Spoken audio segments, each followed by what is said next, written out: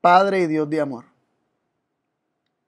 alabamos tu nombre y te damos las gracias por la oportunidad que nos das de estudiar tu palabra, de, de venir a ti, Señor, confiados que has de hablarnos y que has de presentarnos lecciones que han de ser útiles para nuestro caminar contigo. Te pedimos, Padre, que abra nuestro entendimiento y que podamos asimilar lo que tú tienes para nosotros en tu palabra. En el nombre de Jesús. Amén. Muy bien. El tema se titula Eliseo y Jesús. Y la comparativa entre Eliseo y Jesús comienza con sus predecesores, con aquellos profetas que estuvieron antes de ellos y que prepararon el camino para sus ministerios. Así que quisiera comenzar leyendo Malaquías 4, verso 5. Malaquías 4, verso 5, que dice así: He aquí, yo os envío a Elías el profeta, antes que venga el día del Señor, grande y terrible. Interesante que esta profecía de Malaquías ocurre bastante tiempo después que Elías ya había sido traspuesto o trasladado al cielo. Y hay una promesa de que Dios enviaría a Elías antes de que venga el día del Señor grande y terrible. Y basado en esta profecía, basado en esta promesa de Dios, aparece, ¿verdad? La creencia, o surge la creencia, ya para tiempos de Cristo era algo bastante bien entendido, bien marcado, de que antes de que viniera el Mesías, vendría Elías. Lo interesante es que el Mesías tuvo una primera venida y estamos esperando la segunda venida. Y este día del Señor grande y terrible está haciendo alusión más directamente a la segunda venida. Sin embargo, hay muchas profecías que tenían que ver con los tiempos de Jesús como con los tiempos del fin, ¿verdad? Y el mismo Jesús utilizó la destrucción de Jerusalén, por ejemplo, como un tipo de aquello que habría de ocurrir en el fin de los tiempos. También Pedro utilizó profecías de Joel que se aplican antes de que venga el día grande del Señor, el día terrible. También, y el derramamiento del Espíritu Santo como una aplicación a lo que ocurrió en Pentecostés. Sin embargo, tiene un cumplimiento más pleno para aquellos que vivimos más cerca del día de la segunda venida del Señor. Así que esto es una profecía también que tiene una aplicación para previo a la segunda venida de Cristo, pero también tiene una aplicación previa a el comienzo del ministerio de Jesús aquí en la tierra, en su primera venida. Y en tiempos de los discípulos, ¿verdad? En tiempos de Jesús ya estaba esta creencia, y leemos en Mateo 17 del 10 al 13. Mateo 17 del 10 al 13. Entonces sus discípulos le preguntaron diciendo: ¿por qué dicen pues los escribas que es necesario que Elías venga primero? Y respondiendo Jesús les dijo: a la verdad, Elías vendrá primero y restituirá todas las cosas. Mas os digo que ya vino Elías, y no le conocieron. Antes hicieron con él todo lo que quisieron. Así también el Hijo del Hombre padecerá de ellos. Los discípulos entonces entendieron que les habló de Juan el Bautista. Aquí los discípulos le dicen a Jesús: ¿por qué dicen los escribas que antes que venga el Mesías tiene que venir Elías? Y es interesante cuando ellos hacen esta pregunta, porque justo antes de esto acababa de ocurrir la transfiguración en el monte, y ellos habían visto, por lo menos 3 de los discípulos, habían visto a Elías y a Moisés estar con Jesús en el monte. Y traen a colación este evento, ¿verdad? Y este incidente de Elías habiendo descendido al monte allí con Jesús junto con Moisés.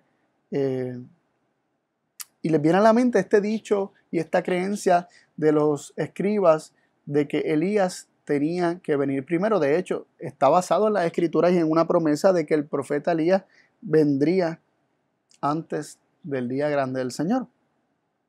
Y Jesús les dice que en efecto Elías vendría primero, y luego dice Y ya vino, ya ocurrió, pero ellos no lo reconocieron. Ya ocurrió e hicieron y deshicieron con él. Y luego dice, y también así harán con el Hijo del Hombre, o sea, padecerá de ellos, de la misma forma en que el Elías que vino padeció, haciendo referencia a Juan el Bautista, y como nos dice el mismo versículo 13, los discípulos entendieron que Jesús estaba haciendo referencia a Juan el Bautista. Y para confirmar que en efecto estaba hablando de Juan el Bautista, en el mismo libro de Mateo, algunos capítulos antes, Mateo capítulo 11, justo después de que los discípulos de Juan vinieron a preguntarle de parte de Juan a Jesús si él era el que estaban esperando o el que habría de venir, que ellos estaban esperando, o debían esperar a otro después de él. Y ocurrió esto, ¿verdad? Después de que ellos se fueron, Jesús, dice el versículo 7 de Mateo 11, vamos a leer del 7 al 11 y luego vamos a leer el 14 y el 15. Nos dice el versículo 7. E idos ellos, o sea, los discípulos de Juan, comenzó Jesús a decir de Juan a la multitud: ¿qué salisteis a ver al desierto? ¿Una caña que es meneada del viento? ¿Mas qué salisteis a ver? ¿Un hombre cubierto de delicados vestidos? He aquí, los que traen vestidos delicados en las casas de los reyes están. Mas, ¿qué salisteis a ver? ¿Profeta? También os digo, y más que profeta, porque este es de quien está escrito: he aquí yo envío mi mensajero delante de tu faz, que aparejará tu camino delante de ti.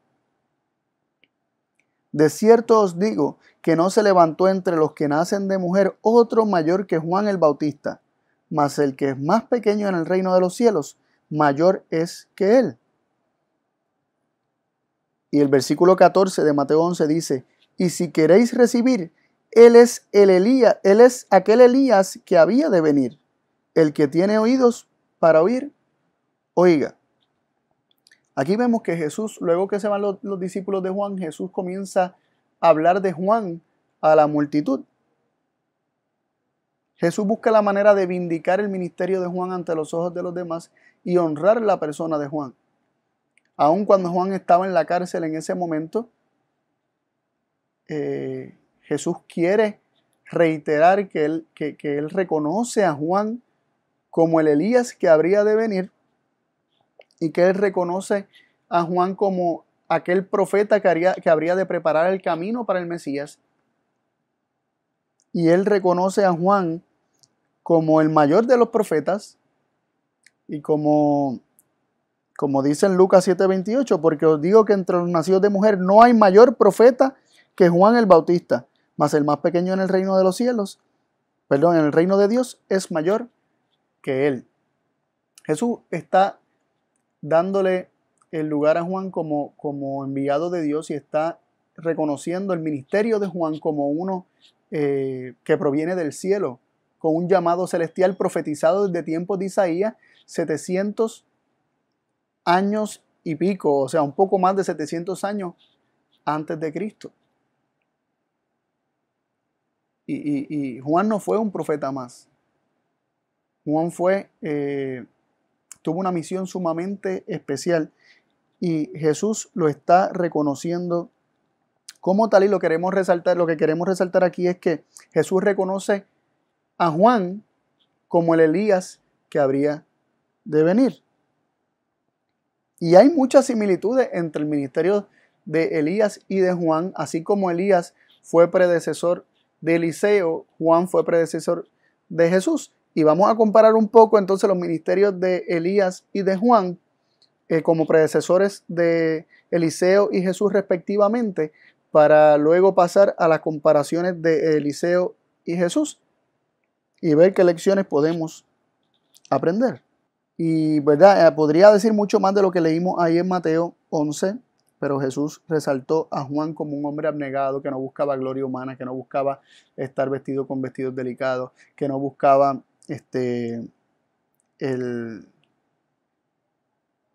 el apoyo necesariamente de los hombres de poder, ¿verdad?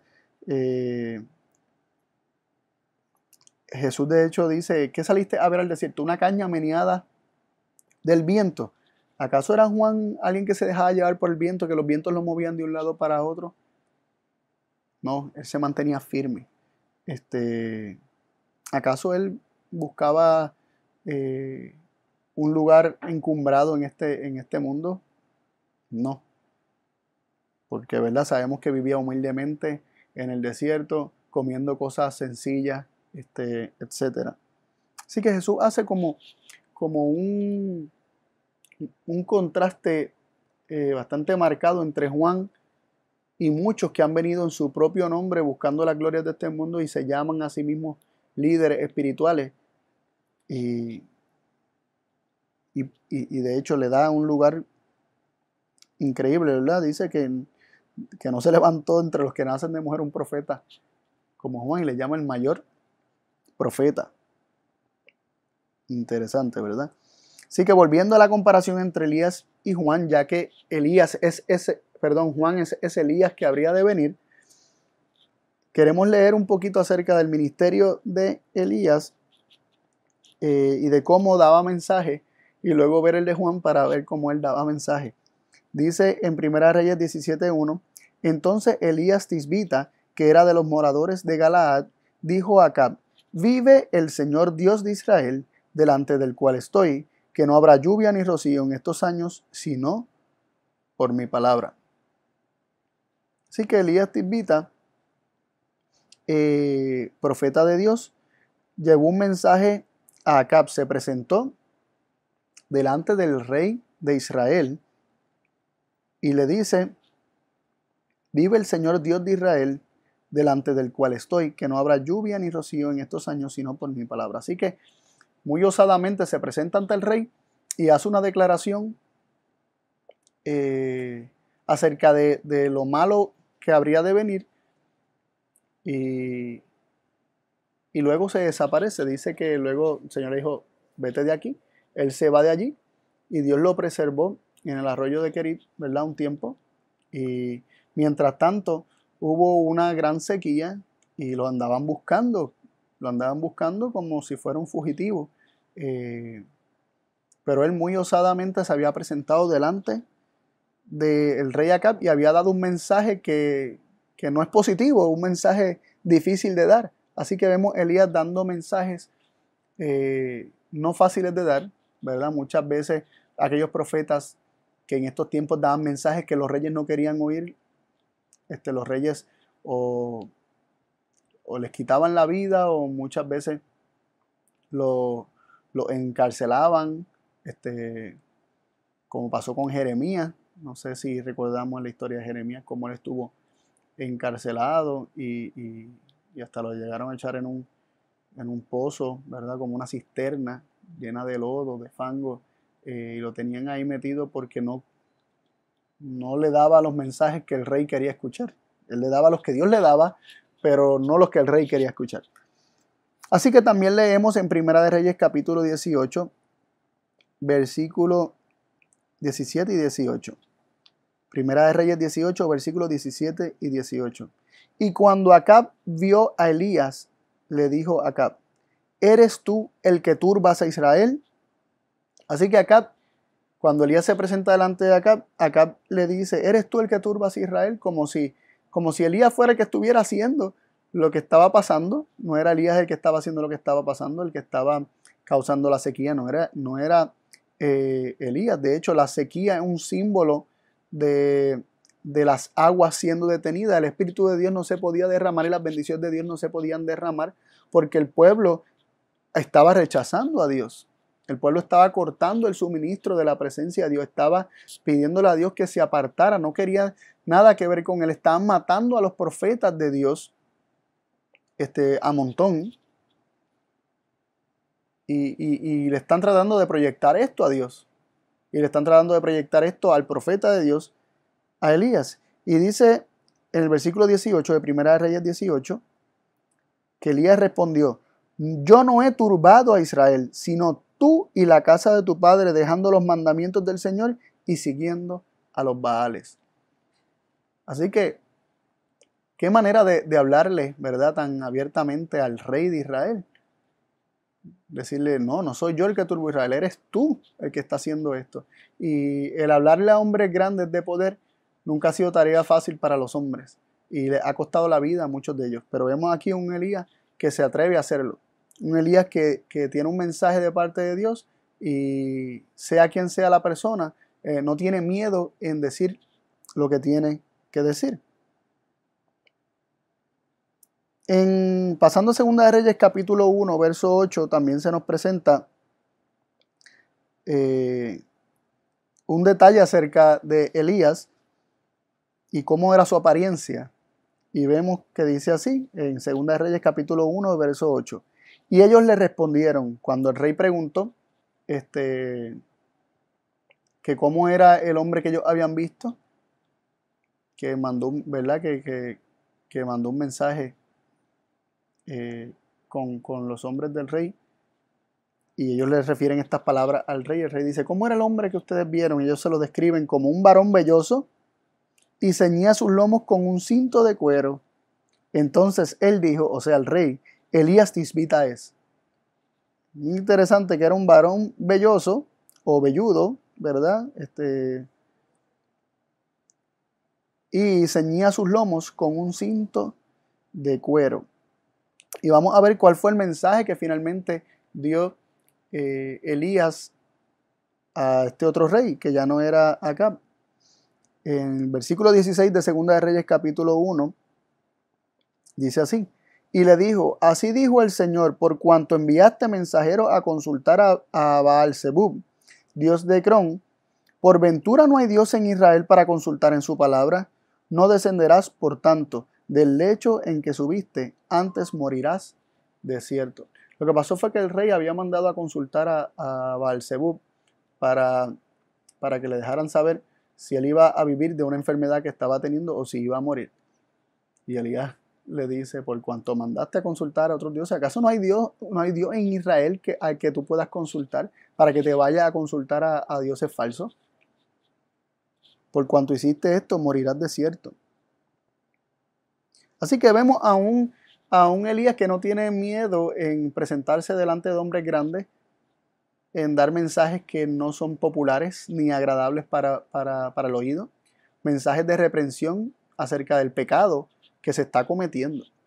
Así que vemos el ministerio de Elías señalando de alguna manera, haciendo evidente el pecado del hombre, específicamente aquí de los reyes de Israel. Y es interesante que Elías no estaba por ahí hablando del rey, haciendo bochinche del rey y regando voz acerca, ¿verdad?, y mensajes acerca del rey, sino que él le daba los mensajes al rey. Y hay veces que sentimos que tenemos la responsabilidad de señalar los pecados del pueblo, los pecados de otros, pero es interesante que los profetas del Señor y aquellos que fueron llamados a hacer esto, lo hacían directamente a quienes se lo tenían que decir. No andaban hablando de ellos ni diciendo que ellos son así o ellos son asá, sino que ellos daban el mensaje directamente a quien se lo tenían que dar. Vamos ahora a ver a Juan. Vimos que cómo era se nos describe a Elías, un hombre velloso o velludo. Miren cómo se nos dice en Mateo 3:4 acerca de Juan el Bautista. Y tenía Juan su vestido de pelos de camello. Así que, aunque no dice que era velludo, pero su vestido era de pelos, ¿verdad? Capaz que eso es lo que quiere decir, ¿verdad? Habría que estudiar más a profundidad si eso es lo que quiere decir que Elías era un hombre velloso. Pero aquí Juan se nos dice acerca de él en Mateo 3:4. Y Juan tenía su vestido de pelos de camello y una cinta de cuero alrededor de sus lomos, y su comida era langosta y miel silvestre. Estos no son langostas de mar, estos son, hay dos opciones, ¿verdad? Dos posibilidades. Langostas se le llaman a un tipo de grillo o un tipo de saltamonte que es totalmente kosher o totalmente comible según la Biblia. Un tipo de animal, de insecto. De hecho, el único insecto que se puede comer según la Biblia son los que tienen ancas para brincar. como los saltamontes, los grillos, los chapulines, como también los conocen ¿verdad? Tengo entendido que los chapulines en México son ese tipo de insectos. ¿Verdad? Los que sé que en México se les dice así. Así que no estoy tan seguro de eso, pero me parece que es ese tipo de insectos.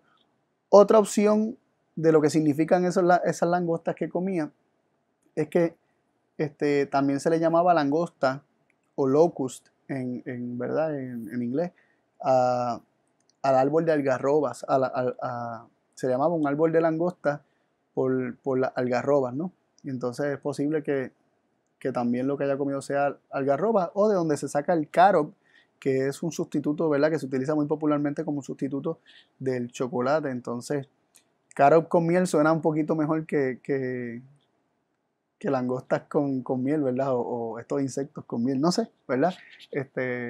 Son las dos opciones kosher que tenemos. Así que no nos vamos a detener mucho en eso. Lo interesante es que como Elías también se sentía con un cinto de cuero sobre los lomos, como Elías, aunque Elías dice que era velloso o velludo, él tenía pelos de camello en sus vestiduras. Y miren cómo nos dice que era su mensaje, leyendo desde los versículos 7 al 10 del capítulo 3 de Mateo. Y viendo él, refiriéndose a Juan el Bautista, a muchos de los fariseos y de los saduceos que venían a su bautismo, les decía: generación de víboras, ¿quién os ha enseñado a huir de la ira que vendrá? Haced pues frutos dignos de arrepentimiento. Y no penséis decir dentro de vosotros: a Abraham tenemos por padre, porque yo os digo que puede Dios despertar hijos a Abraham aún de estas piedras. Ahora, ya también el hacha está puesta a la raíz de los árboles, y todo árbol que no hace buen fruto es cortado y echado en el fuego. Así que los líderes espirituales, aquellos que eran fariseos y saduceos, ¿verdad? A las dos órdenes o las dos sectas principales dentro del judaísmo en los tiempos de Cristo, Juan les llama generación de víboras, un mensaje fuerte, y está señalando el pecado de ellos. Le está diciendo su necesidad de que se arrepientan, y los llama a no gloriarse de tener a Abraham por padre en la carne, porque descendiente de Abraham no es el que lo es en la carne, como enseña Pablo más adelante, sino aquel que es de la fe de Abraham, aquel que es de la fe de Jesús. Y no solamente les dice generación de víboras, también les habla acerca del fin que les vendrá si ellos no se arrepienten. Dice que el hacha está puesta a la raíz de los árboles, y todo árbol que no hace buen fruto es cortado y echado en el fuego. Así que le está hablando ahí palabras fuertes acerca de lo que le podrá ocurrir si ellos no se arrepienten. Así que nuevamente vemos un mensaje de un llamado al arrepentimiento, señalamiento de pecados, de malas obras, de malos frutos, así como Elías, y un llamado al arrepentimiento, ¿verdad? Es una confrontación, es un ministerio de condenación, el de Elías, tanto como el de Elías como el de Juan, para guiar al arrepentimiento, para mostrar que el camino en el que se encuentra es un camino que lleva a la muerte. Entonces leemos también el capítulo 14 de Mateo, versículos 3 y 4, nos dice lo siguiente: porque Herodes había prendido a Juan y le había aprisionado y puesto en la cárcel, por causa de Herodías, mujer de Felipe, su hermano, porque Juan le decía: no te es lícito tenerla. Herodes había tomado a Herodías, que había sido mujer de su hermano, o era la mujer de su hermano Felipe, la había tomado como mujer, y Juan le estaba diciendo: no te es lícito tenerla, es pecado lo que está haciendo. Nuevamente, vemos a Juan como Elías hablándole al rey Herodes, diciéndole que estaba en pecado, y se lo está diciendo a él. Igualmente le habló a los fariseos y saduceos directamente a ellos. Así que tienen un estilo bastante similar o peculiar el ministerio tanto de Elías como el de Juan. Vamos a ver cómo Elías bregó con sus enemigos, para continuar con la comparación. En 1 Reyes 19:10 Elías dice lo siguiente, Primera de Reyes 19:10, Elías dice lo siguiente, y él respondió, he sentido un vivo celo por el Señor Dios de los ejércitos, porque los hijos de Israel han dejado tu alianza, han derribado tus altares y han matado a cuchillo a tus profetas. Y yo solo he quedado y me buscan para quitarme la vida. ¿Quiénes buscaban a Elías para quitarle la vida? Lo estaba buscando Jezabel, lo estaba buscando Acab, lo estaba buscando los que servían a los Baales como ellos. A Elías lo estaban buscando para quitarle la vida aquellos que eran de otra religión, ¿verdad? Aquellos que eran ¿verdad? De Baal, en este caso, que adoraban a Baal y que habían quedado expuestos como una falsa religión y como falsos profetas. De hecho, ¿verdad? Leemos en el capítulo anterior lo que Elías hizo con los profetas, pero leí este versículo primero porque en 1 Reyes 19:10 vemos que Elías está diciendo que ellos ya habían matado a cuchillo a los profetas de Dios y lo estaban buscando a él para matarlo. Entonces ya los adoradores de Baal habían matado a cuchillo a los profetas de Dios, y entonces a causa de que ellos habían hecho esto, ¿qué fue lo que hizo Elías? En 1 Reyes 18:40, y les dijo Elías, prended a los profetas de Baal, que no escape ninguno. Y ellos los prendieron y los llevó Elías al arroyo de Sison y allí los mató. Así que los 450 profetas de Baal y 400 profetas de Aserá, creo que era la otra diosa que ellos adoraban, todos fueron prendidos y llevados al arroyo de Sison y allí Elías los mató. Así que Elías, y esto no queremos hacerlo como una crítica a Elías, sin embargo nos choca lo que él hizo en comparación con los principios del reino que presentó Jesús, y aún nos choca con lo que hizo su sucesor en el ministerio de ser profeta del pueblo de Dios, que fue Eliseo. Así que Elías tenía unos conceptos acerca del reino de Dios, donde el reino de Dios sí utiliza la fuerza y es ojo por ojo y diente por diente. O sea, lo que le ha hecho a los profetas de Dios, yo te lo voy a hacer a ti. Lo que me hiciste a mí, yo te lo voy a hacer a ti de vuelta. Entonces también vemos, aunque no tan marcadamente como en Elías, y Juan no se registra que haya hecho nada similar, Juan esperaba que Jesús de alguna manera hiciera algo por medio de la fuerza para tomar el reino, él como Mesías, como ungido, y se convirtiera en rey. Estos falsos conceptos acerca del Mesías que muchos albergaron y que no tenían tan claros, también habían afectado a Juan. Miren cómo actuó Juan,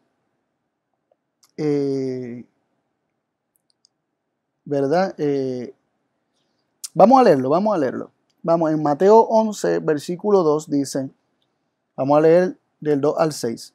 Y oyendo Juan en la prisión los hechos de Cristo, le envió 2 de sus discípulos, diciendo, ¿eres tú aquel que había de venir o esperaremos a otro? Y aquí me detengo un momentito y vemos que Juan escuchaba lo que Jesús hacía, y aparentemente al escuchar lo que Jesús hacía, en lugar de reafirmarse en su creencia de que Jesús era el Mesías, algo le estaba raro, algo no le cuadraba, y les despertaron dudas al punto que tiene que enviar 2 de sus discípulos para que le pregunte a Jesús si él es el que había de venir o esperarán a otro, porque lo que estaba haciendo Jesús no concordaba con lo que Juan esperaba que Jesús hiciera como Mesías.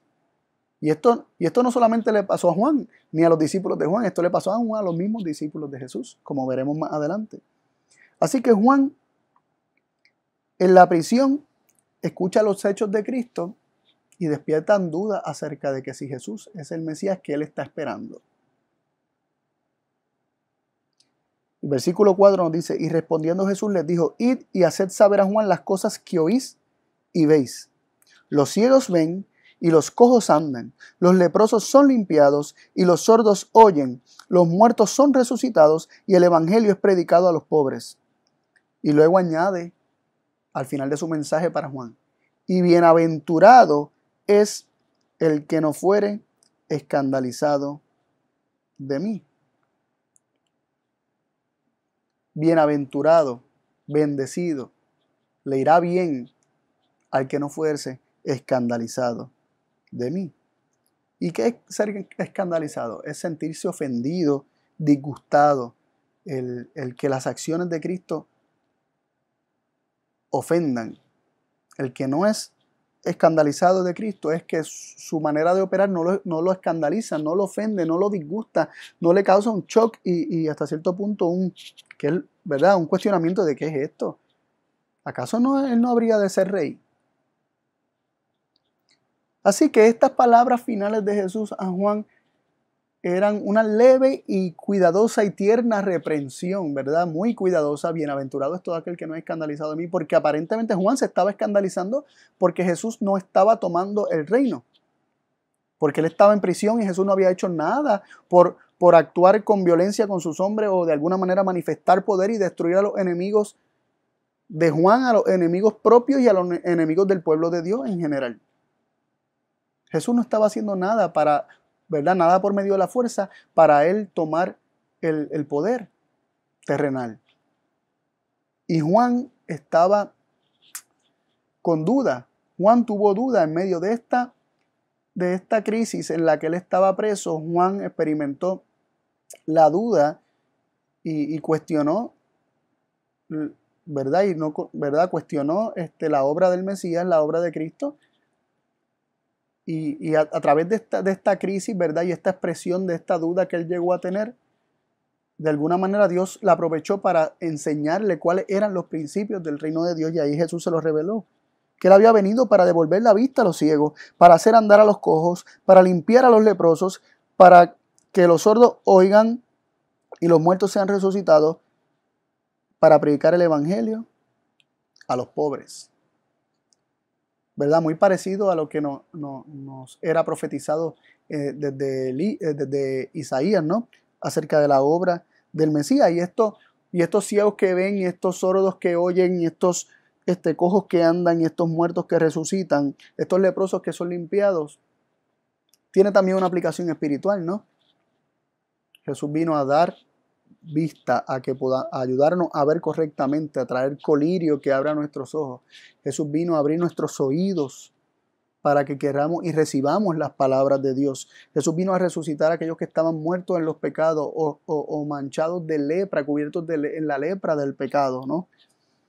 A predicar el evangelio, las buenas noticias a los pobres.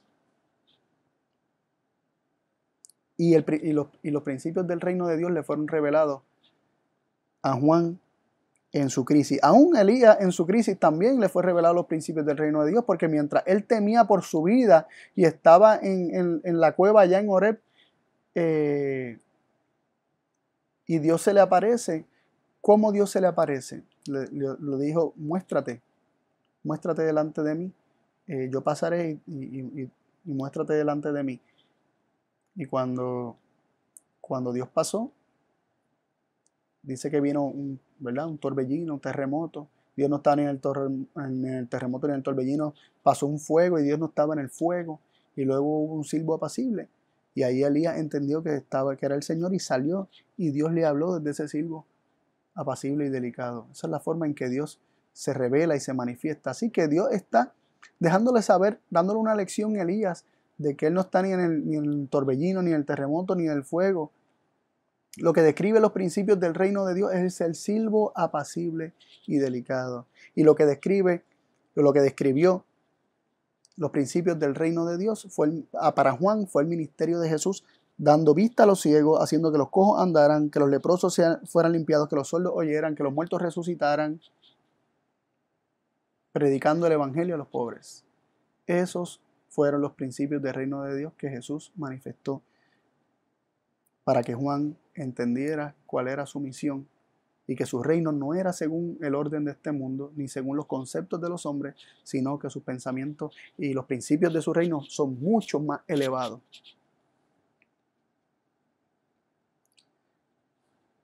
Juan se escandalizó, aparentemente estaba escandalizado, por el ministerio de Jesús siendo un ministerio donde no daba cabida a la violencia. Leemos en Mateo 26:31. Entonces Jesús les dice a sus discípulos: todos vosotros seréis escandalizados en mí esta noche, porque escrito está: heriré al pastor y las ovejas de la manada serán dispersas. Y respondiendo Pedro en el versículo 33, le dijo: aunque todos sean escandalizados en ti, yo nunca seré escandalizado. Como vimos, escandalizado significa sentirse ofendido, disgustado, implica un rechazo y un disgusto para con las obras y acciones de Jesús. Y Jesús está diciendo que ellos serían escandalizados y esto implicaría abandonarlo. Por eso dice: las ovejas de la manada serán dispersas, como leímos en el versículo 31. Ustedes se van a escandalizar, van a rechazar mi manera de obrar, van a rechazar la forma en que yo trabajo y van a huir y me van a abandonar. Y Pedro le dijo: aunque todos lo hagan, yo no lo voy a hacer. Y vemos lo que hizo Pedro en Juan 18, versículos 10 y 11. Entonces Simón Pedro, que tenía espada, la sacó e hirió a un siervo del sumo sacerdote y le cortó la oreja derecha, y el siervo se llamaba Malco. Versículo 11. Jesús entonces dijo a Pedro: mete tu espada en la vaina. El vaso que el Padre me ha dado, ¿no lo tengo que beber? Aquí Jesús corrigió a Pedro por lo que hizo. No solamente lo hizo diciéndole: guarda la espada, que está mal, sino que tomó la oreja o le puso la mano, ¿verdad? Dice, ¿verdad? Yo no sé si le pegó la oreja, por lo menos la Biblia dice que tocó a Malco y le sanó la oreja. Sí, no sé si le habrá pegado la misma o le habrá crecido, le habrá sanado y la tenía totalmente restituida. Cualquiera de las dos hubiese sido un milagro maravilloso, pero Jesús sanó a uno de los que vino a hacerle daño. Y esto escandalizó no solamente a Pedro, esto lo escandalizó a todos los discípulos, porque leemos en Mateo 26:56, mas todo esto se hace para que se cumplan las escrituras de los profetas. Entonces todos los discípulos huyeron dejándole. Todos huyeron y le dejaron. Todos fueron escandalizados. Huyeron porque fueron escandalizados, porque como bien leímos en Mateo 26:31, el proceso era que serían escandalizados y serían dispersos. Así que la razón por la que ellos huyeron y lo dejaron fue porque habían sido escandalizados. Se disgustaron con la manera en que Jesús obró. Rechazaron la manera de Jesús obrar.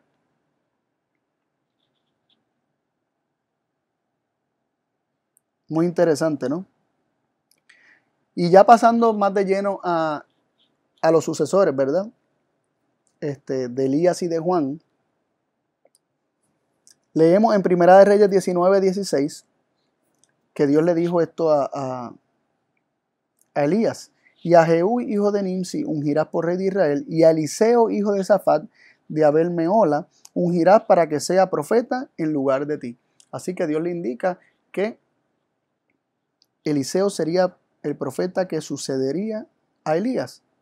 También leemos cómo Jesús sucedería a Juan, ¿verdad? Leemos en Mateo 3:11, Juan diciendo: yo a la verdad os bautizo en agua para arrepentimiento, mas el que viene tras de mí más poderoso es que yo, los zapatos del cual yo no soy digno de llevar.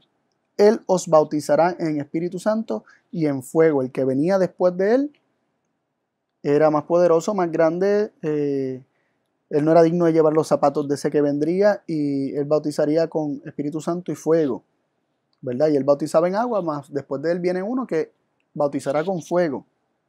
Y en Juan 3:30, el mismo Juan el Bautista dice: a él conviene crecer y a mí menguar. Así que mientras Juan iba bajando en su ministerio, el ministerio de Jesús iba creciendo. Así que vemos a Jesús como sucesor de Juan y vemos a Eliseo como sucesor de Elías.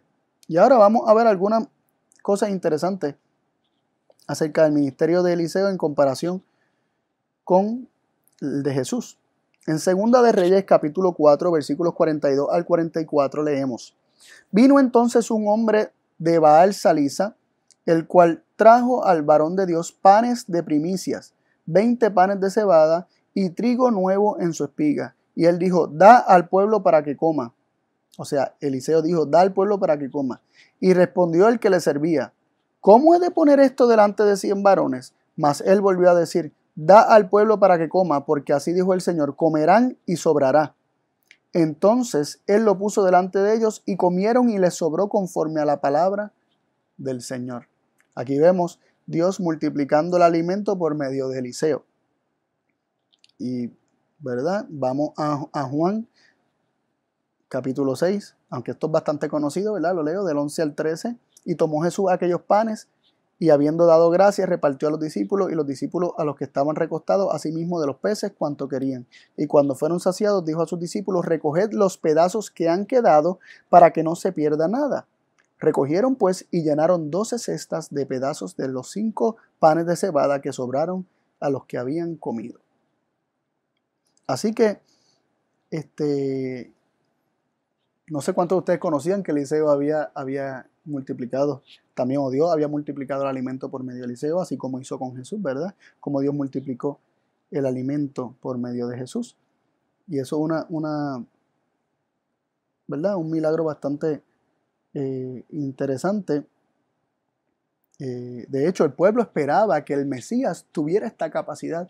Así que vemos que algunas de las cosas que hizo Eliseo eran esperadas que el Mesías hiciera. También vemos que Eliseo sanó de la lepra a Amán. Por motivos de tiempo no voy a detenerme en la historia, pero Naamán, no Amán, disculpen. Eliseo sana de la lepra a Naamán el sirio, el capitán sirio, y Naamán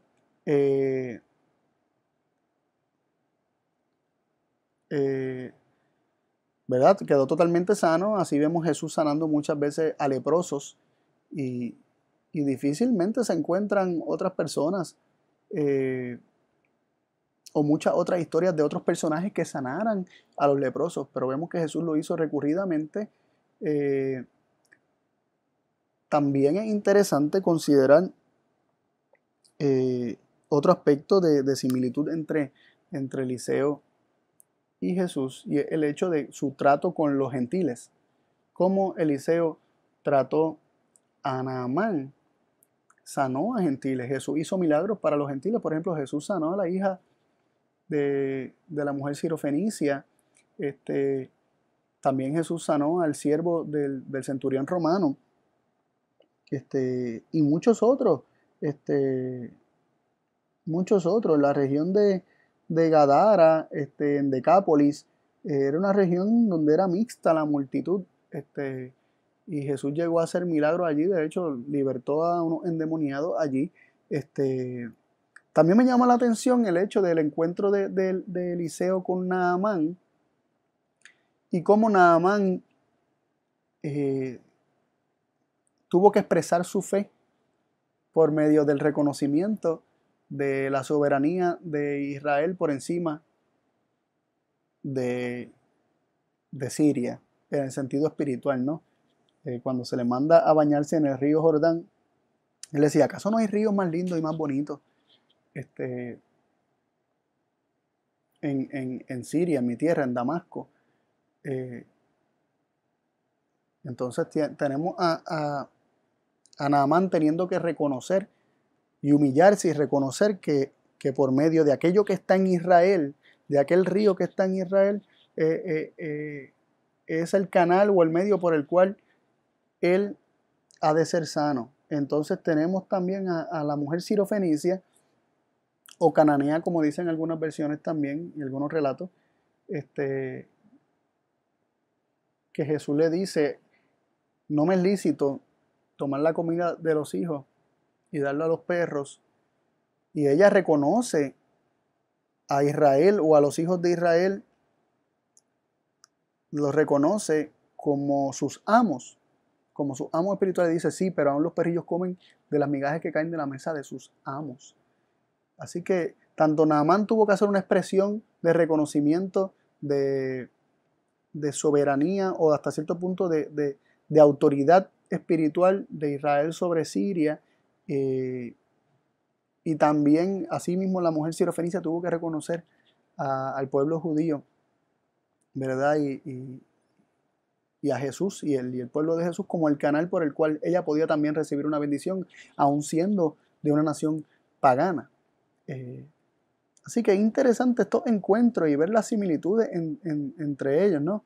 Y ver cómo el ministerio tanto de Eliseo como el de Jesús se extendía a cualquiera que tuviera fe, como Jesús le dijo, oh mujer, grande es tu fe. Al romano Jesús le dijo, no ha hallado tanta fe en todo Israel. Y así vemos cómo Naamán, siendo un pagano, se sanó de la lepra, mientras que muchos leprosos habían en Israel en esos tiempos y no se sanaban. Así que un pagano ejerciendo fe, ¿verdad? Y siendo sanado, y la mujer sirofenicia, su hija, siendo sanada al ejercer su fe y reconocer que la salvación viene de los judíos, como Jesús también le enseñó a la mujer samaritana. Así que está interesante todas estas analogías o comparaciones, no son analogías, son historias que son paralelas o no paralelas tampoco, podríamos decir que son pues dignas de comparar, ¿no? Y ver todas estas similitudes que existen entre el ministerio de Jesús y el ministerio de Eliseo. Ahora, quiero resaltar este punto, y es la trata de Eliseo con sus enemigos, para que lo comparemos con Elías y lo comparemos también con Jesús. Ya vimos que Elías lo que sintió hacerle a sus enemigos fue destruirlos, ¿verdad? Quitarles la vida. Pero ¿qué hizo Eliseo con los enemigos, con aquellos que estaban buscándolo a él? En el libro de Segunda de Reyes, capítulo 6, versículos del 8 al 23, no los voy a leer por motivos de tiempo y espacio, pero les voy a hacer la historia, ¿verdad? Se las voy a narrar para no leer todos los versículos. Y los exhorto a que lo lean porque es muy interesante. Cuando el rey de Siria estaba buscando atacar para destruir al rey de Israel, ¿verdad? Y a los ejércitos de Israel, el rey de Siria planificaba poner sus escuadrones en tal lugar, en X o Y lugar, y lo hacía, pero cada vez que lo hacía, por alguna razón se sentía burlado del rey de Israel porque no pasaba por ahí. Y lo que estaba ocurriendo era que venía palabra de Dios a Eliseo que le revelaba estas cosas, lo que el rey estaba planificando, y Eliseo se lo decía al rey de Israel, y el rey de Israel le hacía caso a Eliseo y no pasaba por ese lugar para que no fuera sorprendido por el ejército sirio. Entonces pasó tantas veces, dice que no pasó ni una, ni dos, ni tres veces, o sea que pasó muchas veces, nos dice el relato. Y ya el rey decía a sus siervos, díganme pues quién está de parte del rey de Israel entre nosotros, quién es el que está entre nosotros que le está revelando estas cosas al rey de Israel. Y uno de sus siervos le dijo, no, es que hay un profeta que ve y sabe lo que usted está pensando y haciendo en su recámara, en su cuarto, y él se lo está revelando al rey de Israel. Entonces él dijo, ¿cómo se llama? ¿Dónde está? Y le dijeron, se llama Eliseo y está en Dotán. Y entonces el rey preparó los ejércitos y fue para allá para prenderlo. Un día de mañana se despierta el siervo de Eliseo, ¿verdad? Y de momento mira hacia afuera y ve que está rodeada, ¿verdad? La ciudad, y rodeada alrededor de ellos el ejército sirio. Y él se asustó y se lo dijo así alarmado a Eliseo. ¿Qué haremos, Señor mío? ¿Qué haremos? Y Eliseo le dice que esté tranquilo, ¿verdad? Que más son los que están con ellos que contra ellos. Y le pidió a Dios que por favor abriera los ojos de su siervo para que viera. Y cuando Dios abre los ojos del siervo, él vio cómo de su parte, protegiendo y escudándolo a ellos, habían un ejército de ángeles protegiéndolo. Y él se emocionó y comenzó, ¿verdad?, a expresar su emoción de ver lo que estaba viendo. Y también Eliseo le hizo un pedido a Dios. Le dijo que fueran heridos con ceguera el ejército que había venido a buscarlo a él. Y ellos bajaron y llegaron hasta donde él, y dice que fueron heridos con ceguera, pero en el sentido de que no lo reconocieron. No era que no podían ver, sino que no lo reconocieron. Y Elías les dijo, vengan, que yo los guiaré. Y los guió hasta la ciudad de Samaria. De una vez estaban allí encerrados en la ciudad de Samaria. Eliseo oró para que ellos recuperaran la vista y pudieran ver dónde estaban y qué era lo que estaba sucediendo. Y estaban rodeados en la ciudad de Samaria. Y el rey los tenía rodeados. Y el rey le dice a Eliseo, Padre mío, los hiero, los destruyo, son mi enemigo, están buscando mi muerte, están buscando la muerte del pueblo de Dios, los destruyo. Y Eliseo les dice, no, dales pan, dales agua y envíalos de vuelta a su señor. Interesante, ¿no? Aquellos que querían la vida de Eliseo, Eliseo les da una lección de tratar con amor. Y le da una lección al rey y le da una lección a todos allí acerca de cómo tratar a los enemigos. Entonces, ¿cómo Jesús trata a los enemigos? Leemos en Mateo 5 del 38 al 48 lo siguiente. Oísteis que fue dicho ojo por ojo y diente por diente, mas yo os digo, no resistáis con mal, antes a cualquiera que te hiriere en tu mejilla diestra, vuélvele también la otra. Y al que quisiere ponerte a pleito y tomarte tu ropa, déjala también la capa. Y a cualquiera que te cargare por una milla, o que te hiciere cargar por una milla, ve con él 2. Y al que te pidiere, dale. Y al que quisiere tomar de ti prestado, no se lo rehuses. Oísteis que fue dicho, amarás a tu prójimo y aborrecerás a tu enemigo. Mas yo os digo, amad a vuestros enemigos, bendecid a los que os maldicen, haced bien a los que os aborrecen, y orad por los que os calumnian y os persiguen, para que seáis hijos de vuestro Padre que está en los cielos, que hace que su sol salga sobre malos y buenos, y llueva sobre justos e injustos. Porque si amareis a los que os aman, ¿qué salario tendréis? ¿No hacen también lo mismo los publicanos? Y si abrazareis a vuestros hermanos solamente, ¿qué hacéis de más? ¿No hacen así también los publicanos? Sed pues vosotros perfectos, como vuestro Padre que está en los cielos es perfecto. ¿Cómo Jesús trató a aquellos que lo estaban crucificando? Bueno, ya vimos cómo le sanó la oreja a uno de los que lo fue a prender para llevárselo arrestado, pero leemos en Lucas 23:34 lo siguiente, y Jesús decía, Padre, perdónalos porque no saben lo que hacen, y partiendo sus vestidos, echaron suertes.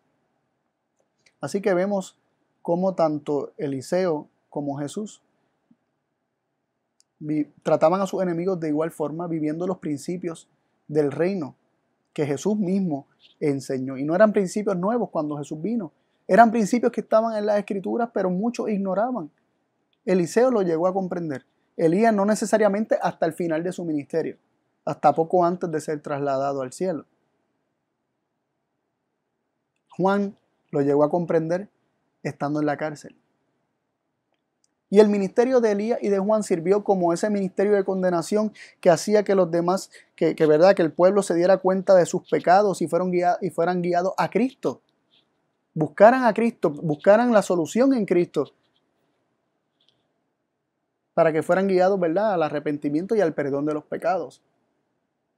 Pero estando en Cristo, ¿verdad?, ya Cristo y Eliseo, que es un símbolo hasta cierto tipo en este aspecto, ¿verdad?, un símbolo del ministerio de Cristo, se nos presentan los principios de un reino mucho más elevado que el que Elías pudo representar, ¿verdad?, debido a su conocimiento y a su comprensión, y el mismo Juan el Bautista.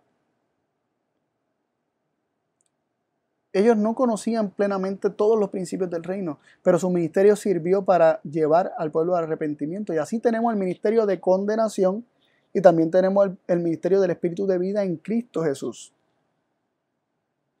Tenemos el ministerio de justificación, por el proceso por el cual somos hechos justos, y tenemos el ministerio de condenación, por el cual reconocemos que estamos mal. Y siempre el ministerio de condenación precede al ministerio de la justificación, porque primero tenemos que reconocer nuestros pecados para luego poder ser guiados a Cristo y recibiendo la vida de Cristo, el Espíritu de vida que está en Cristo, que nos es dado. Entonces podemos vivir en el ministerio de la justificación, que es el ministerio por el cual nosotros somos hechos justos, vivimos en justicia. Se nos presenta una norma más elevada de los principios del reino de Dios y llegamos a ser perfectos como Dios es perfecto moralmente hablando, ¿no?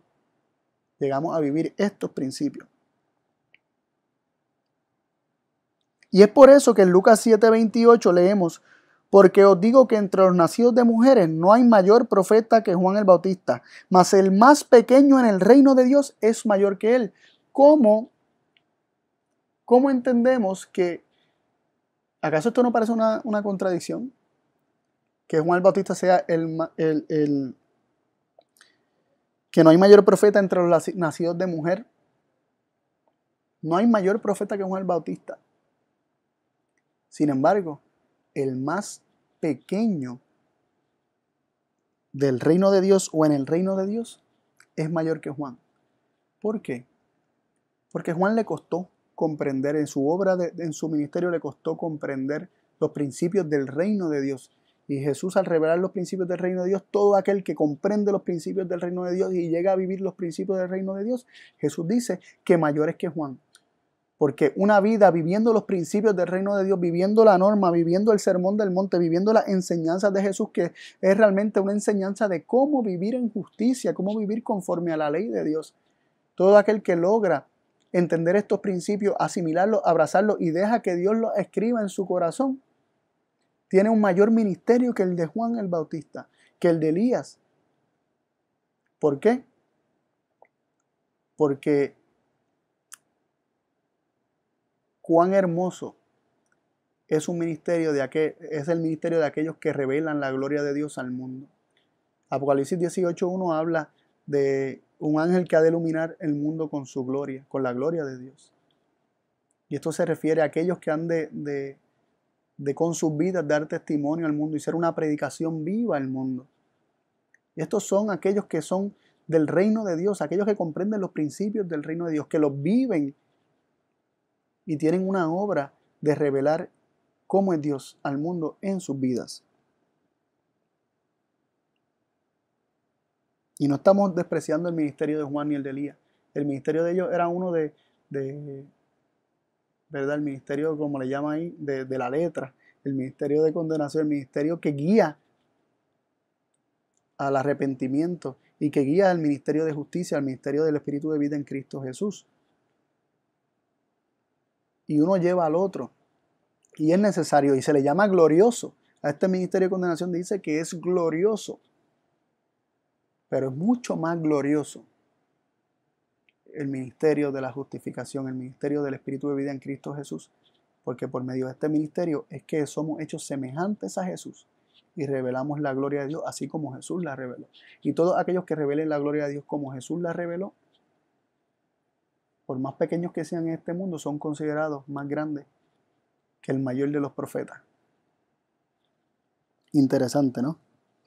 Tanto Elías como Juan vimos que tuvieron unas crisis que les permitieron llegar a conocer los principios del reino de Dios. Y no se les dejó llegar al fin de sus vidas. En el caso de Juan el Bautista, Elías antes de ser trasladado tuvo esta revelación acerca de los principios del reino de Dios. Y Juan no se le permitió llegar a la muerte sin tener una revelación de los principios del reino de Dios que Jesús vino a enseñar. Jesús dice lo siguiente en Lucas 17, y 20 y 21. Lucas 17, 20 y 21. Y preguntado por los fariseos cuándo había de venir el reino de Dios, le respondió y dijo: el reino de Dios no vendrá con observación, ni dirán helo aquí o helo allá, porque he aquí el reino de Dios está entre vosotros. Jesús aquí está diciendo: el reino de Dios no es un reino terrenal como ustedes están esperando, un reino físico que ustedes han de ver. El reino de Dios está entre vosotros y son los principios que yo estoy viviendo y que estoy enseñando. El reino de Dios está entre vosotros porque Jesús es la encarnación de los principios del reino de Dios. Y todos aquellos que sean del reino de Dios han de vivir los mismos principios y han de ser llamados más grandes que estos grandes profetas, estos grandes hombres como Elías, como Juan. Así que a mí me llamó mucho la atención esta comparación. Hay muchas otras comparaciones que podríamos encontrar, pero vemos que ahí está esta comparación del ministerio de Elías, Eliseo, Juan, Jesús, el ministerio de condenación con el ministerio de justificación, el viejo pacto que te hace ver tu incapacidad para poder vivir la justicia de Dios y reconocer tus pecados y tu injusticia, para llevarte a un Salvador que te ha de ayudar a vivir en justicia, que ha de darte su justicia para que tú vivas en justicia. Así que vemos, ¿verdad?, cómo todo esto está interconectado, ¿no? Y espero que haya sido de bendición para ustedes el tema. Dios me los bendiga a todos. Vamos a orar. Padre y Dios del cielo, gracias por la oportunidad de estudiar tu palabra. Y gracias porque por medio de ella aprendemos y recibimos un llamado de vivir una vida distinta. Gracias por los ministerios de Elías, de Juan y de personas que se levantan como ellos, Señor, a hacer una labor que es gloriosa, pero aún más gloriosa es la labor de Eliseo, la labor de Jesús, la obra más gloriosa, la labor más gloriosa que hemos visto, el más grande de todos los profetas, tu Hijo amado Cristo Jesús. Gracias por ese ministerio también, Señor, que es mucho más glorioso y que nos revela quién realmente tú eres. Y gracias por hacernos la invitación de ser partícipes de este ministerio de Cristo, donde tenemos la oportunidad de dejar tu gloria brillar en nuestras vidas. Bendice a cada persona que escucha este tema, que lo estudia, y ayúdanos a seguir creciendo en el conocimiento de ti, Padre. Estas cosas agradecemos y pedimos en el nombre de Jesús. Amén.